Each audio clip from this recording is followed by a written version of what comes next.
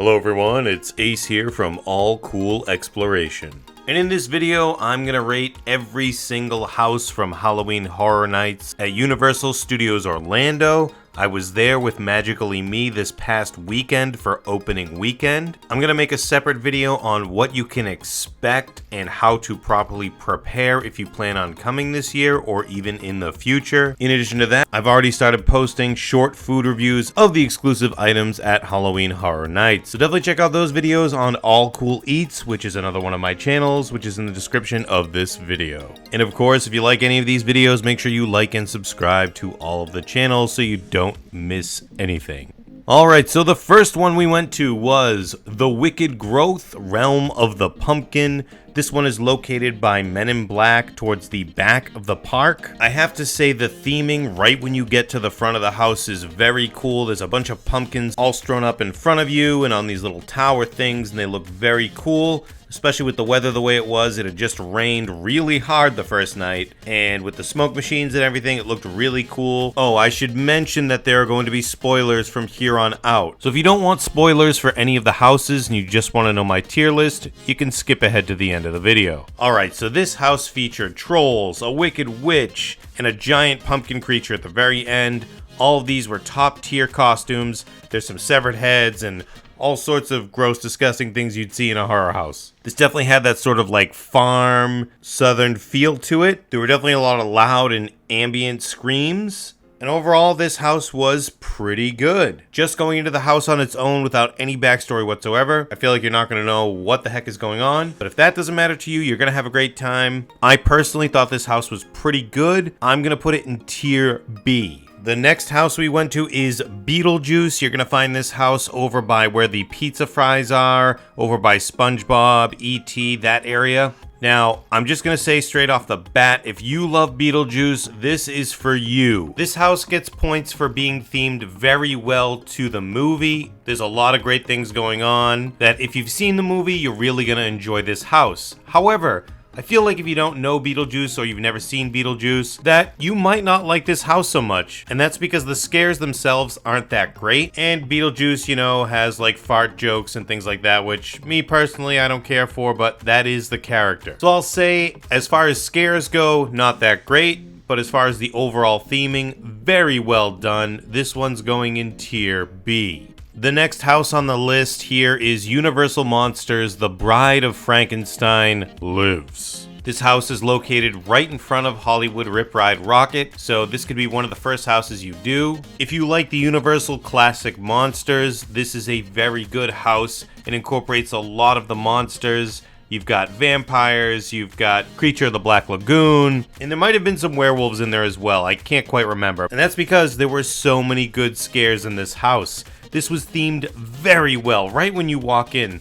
Bride of Frankenstein is very upset that Frankenstein is dead and she's trying to revive him. It's a very cool story, and you get to see the whole process play out with things going wrong along the way, and she is very upset. She screams a lot though. There is a lot of loud screaming in this one. She's screaming so loud, and some might find that annoying, but I personally didn't. I thought this house was fantastic. Great scares, great theming. This was one of my favorite houses. This one's going in tier A. Next house on the list is the Texas Chainsaw Massacre. You're going to enter this house through the Jimmy Fallon area. So this one's a little bit further up from the Bride of Frankenstein, and the theming is pretty good. It's got, you know, the gas station and a few other iconic parts from the movie. There's lots of gory severed heads, severed body parts, all that stuff. And of course, Leatherface is everywhere. So if you've done any of the houses featuring Jason in the past, it's a very similar vibe, except you've got, you know,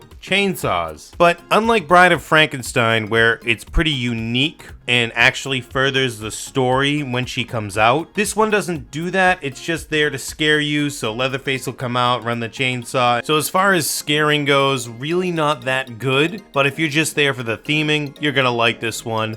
I'm gonna put this one in tier B. Next we have Revenge of the Tooth Fairy. This one is located a little bit further up from the Texas Chainsaw Massacre, right across from the Icon's house. This first part when you walk in was just awesome. I love the theming.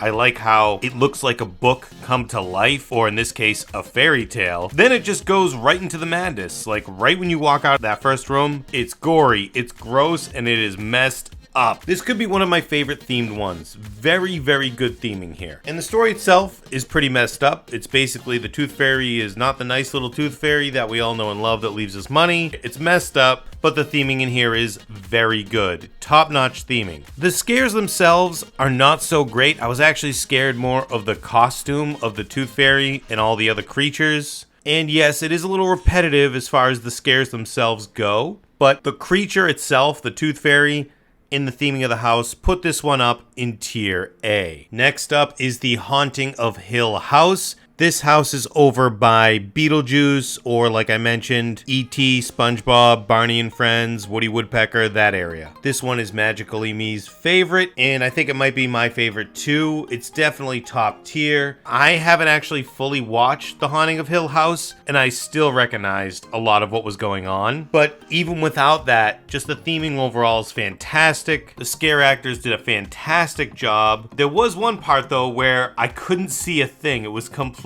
dark. On one hand, that makes it super scary. On the other hand, it was kind of frustrating to walk through, especially when you're trying not to get too close to the party in front of you. But this made for an awesome scare moment. It was very well done, and it just had a lot of the cool things that The Haunting of Hill House is known for. Very well done.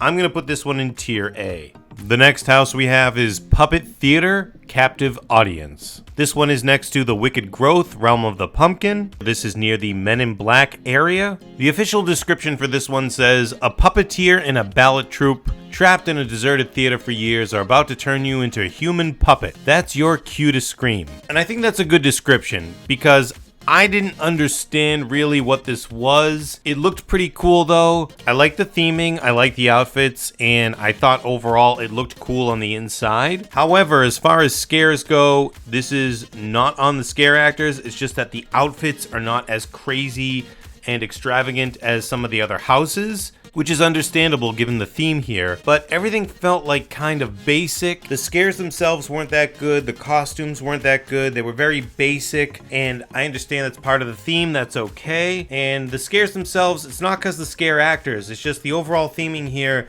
didn't really seem like a horror night house. If you look at the other houses, there wasn't so much gore, which I don't necessarily care for anyway, but it just seemed like you were walking through a theater with a few basic scares here and there, and even some of the scares at the time weren't showing up, so I don't know if it was low staff, but this is probably my least favorite house because of those reasons. Now that's not to say that if I were to go on another night that this house wouldn't be more full of life, but if we're looking at that night that I went, I've got to put this one in tier C. The next house we have is Welcome to Scary, Horror in the Heartland. This one is located right before where the Bill and Ted show used to be, which for Halloween Horror Nights has the Halloween Nightmare Fuel show.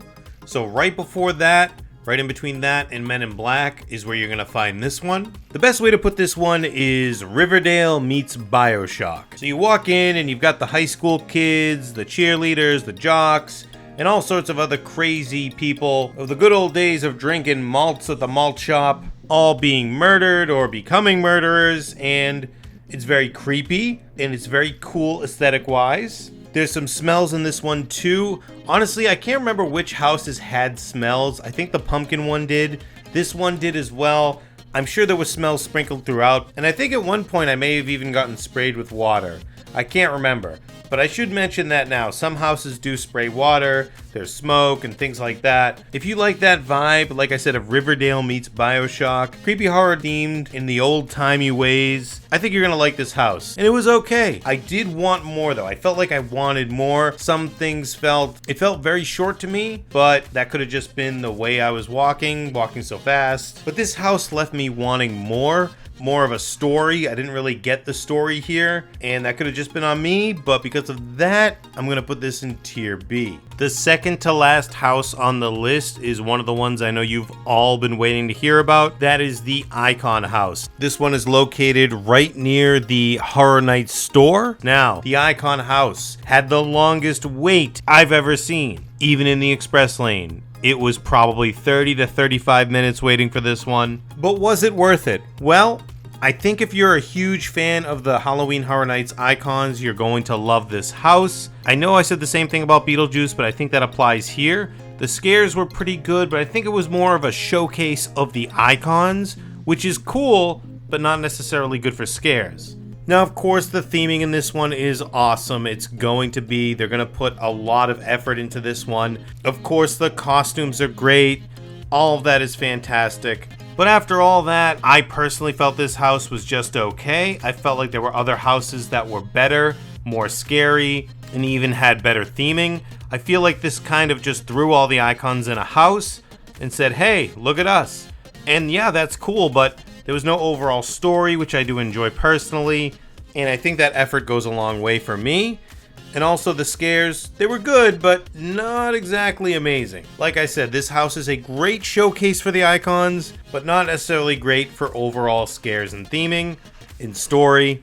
So I'm going to put this one in tier B. And the final house on the list is going to be over by Shrek. Case Files Unearthed. This one had a noir feeling to it. You're essentially following a detective trying to figure out all these strange, mysterious things happening, and they get really gross and disgusting really quick. The creatures in this one looked amazing. Very good. I actually think these are some of the best looking creatures I've seen. Could be the best costumes of the night. Now, of course, the detectives and whatnot look pretty good, but not as good as the creatures. Very good creatures in this one. Very good scares. One of the best scares I had of the night at this house, if not the best. And I personally just like this theming. I really like the theming of this one. I like that it starts off on one day and it continues all the way to Halloween. You're trying to figure out all these mysterious things happening, and then at the end it just gets crazy. Very good. I'm going to put this one in tier A. So that's going to do it for every single house at Halloween Horror Nights in Orlando. I've given you my tier list here.